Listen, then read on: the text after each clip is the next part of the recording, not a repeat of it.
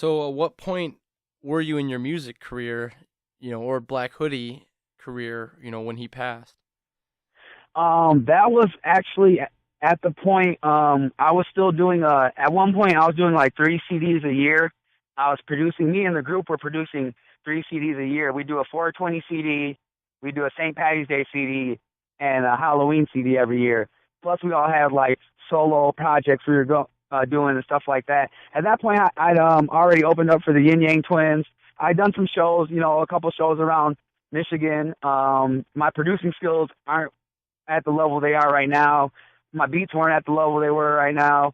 I was actually still doing like mixtape stuff, like doing, it was kind of like half and half original beats, half industry beats and stuff like that. And we were just, kind of giving away mixtapes to people, just like, check us out, we're still on the come up. And that was even, that was like 3 years already into my career, because it's always about the come up. You don't always want to think I've made it.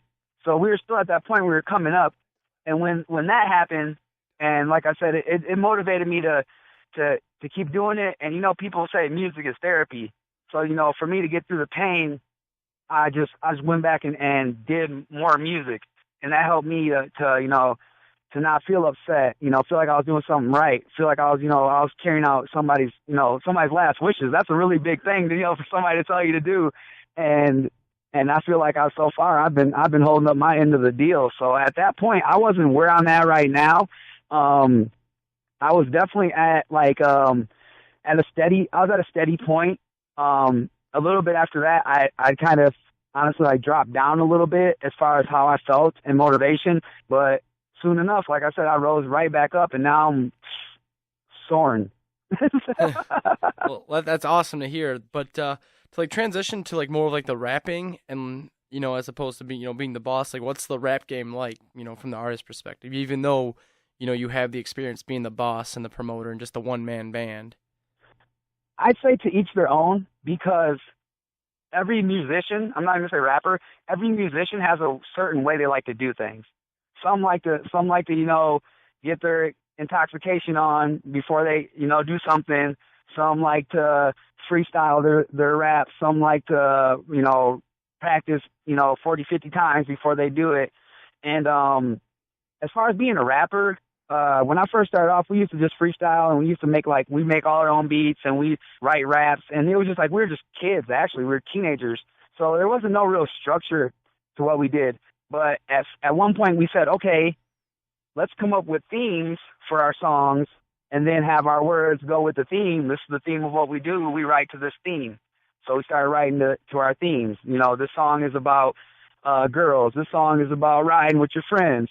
And we're just okay, now let's just, put some clever lines and some good words to this theme. So we had our process. And this was only at the age of 13 or 14. We started, coming up with our writing process. And most everybody in my group has the same writing process, to where they do stuff, maybe different recording process, because people record different, you can call them layers of their songs. It's not just, for people who don't know this, we don't just go in the studio and record one time and it's just picture perfect. We'll go through something and then go through it again, clean up what doesn't sound good, maybe do something over 3 or 4 times, go in our background, do the, wait, what's up? Do all that stuff in the background. It's it's a process. So we had our recording process down packed. And then one of my actual natural talents is knowing, okay, this beat sounds good. This artist will sound good with this beat. And for 3 years, when I did the 3 CDs a year, I'd call out to different artists yo, you would sound good on this track. Come holler at me. Come get in the studio. I'd reach out to people from Jackson and stuff like that. Hey, come check me out. Come check out this track that I got. And just, we'd all MySpace and stuff. This is before Facebook was even out, MySpace. We'd hit each other up and stuff like that. And nowadays, it just seems a little more difficult. I don't know why. I can't explain it. It should be easier with the technology we have. But a lot of times, a lot of artists, you'll ask them about their music, and they'll be like, yeah, I'm down to do a song. You get a hold of them and send them a beat and everything, and you'll get nothing back. So it's kind of hard as a rapper, as an artist, to want to collaborate with other people and not just collaborate with your same people. But it's a double-edged sword, because when push comes to shove, if I got a show, I know my friends, I know my crew, they're going to come and perform with me. So I should have them on the track instead of this guy, so you kind of have to make that decision each time. Like, do I want to take the risk and try to get somebody on the track, or, he might not, or he or she might not get on the track, or, can I go with the sure thing? And even your friends might be like, hey, I'm a little too busy for that right now. I'll get with you, later. And as an artist and, as somebody with goal oriented, you want to get it done. So you're kind of like, oh, come on, man. When's your next day off? When's my next day off? Let's figure it out. Oh, let's all, I'll buy a 6-pack. Let's, let's hang out. Yeah. It's like, it's kind of, like how a lot of rock bands like, let's jam out, let's practice. It's kind of like the same thing with us with rappers. We sit around with some beats and we'll shoot around ideas for hooks.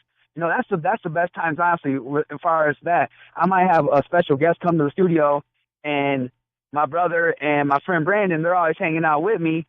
And we're in the studio together just vibing out on beats. And we're like, yo, we'll just start rapping out, kind of freestyling, and be like, oh, yeah, hey, who wants to get on the hook? And that's kind of like when I turn to boss mode, like, hey, you got an idea for the hook? You do the hook. Let us know the idea. As soon as we know the idea, we'll all start writing our raps. If you want to get a verse too, you write your verse. I'm pointing at people. I'm putting it on the system. I'm sectioning off the tracks. Okay, this one's 12 bars. This one's 16 bars. And this is all stuff that I learned learning from my friends and learning through experiences, how to do all this stuff. I didn't go to no classes for this stuff.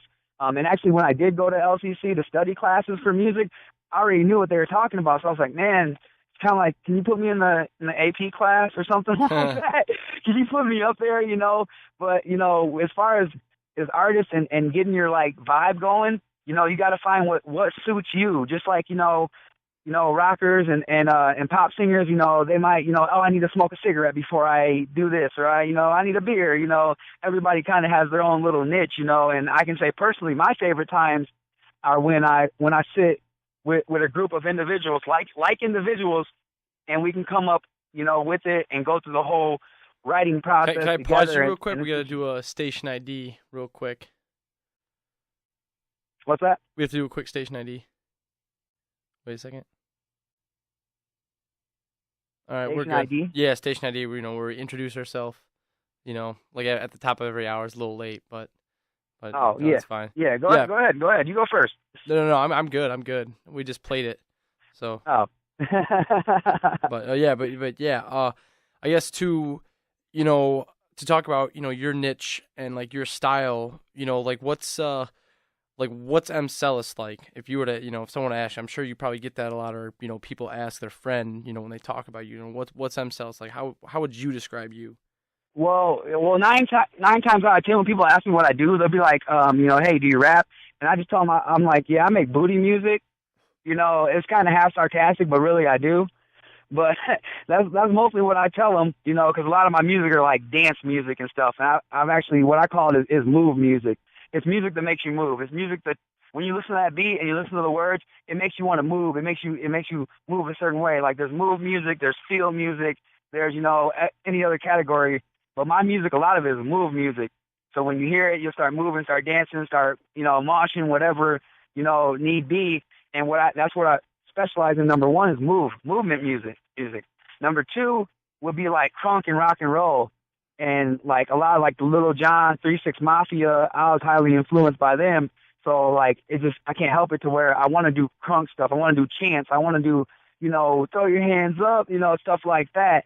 And the third thing is short stories. Like I said, when we first started, we come up with topics, and it'd be like each person's verse was a short story to go along with the topic. So when I get a song that's about something, I try to tell a short story or something like that, and put you in my shoes, what I would do. Hey, what would I do in this situation? Okay, how can I put my little bit of style on it, my flair on it? And especially when we did the Halloween CDs, because it was like, you're rapping about zombies and vampires and Halloween stuff, and you got to be able to tell a good story, to keep that listener engaged. So I like telling the story. I like being a character. I don't really try to be that super gangster guy who talks about doing gangster stuff all day. I work and I do music and that's and play video games.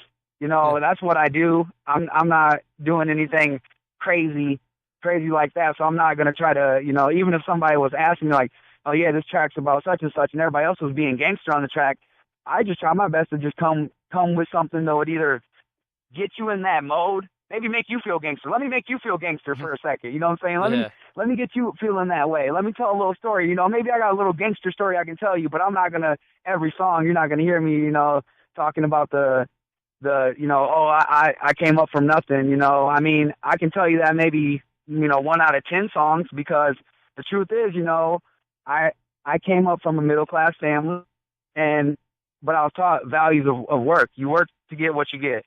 So I can't get nowhere without working. You know, I'm not rich by any means. I pay bills like everybody else. I pay my taxes like everybody else, and I'm trying to come up like everybody else.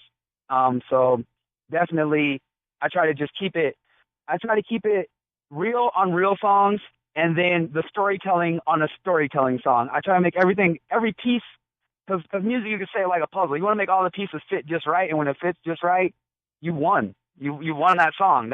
And you know it when those fans are happy with that song and you perform for them, or somebody listens to that and is like, I like that song. That song was scary. Yeah, it was supposed to be scary. That song, man, I love dancing to that song. Yo, that song was supposed to make you dance. Oh, I like riding to that song. That song was supposed to make you ride. And you know, you put everything together when somebody, you know, doesn't even know you and can tell you they like that. They like to do whatever that song was meant for them to do.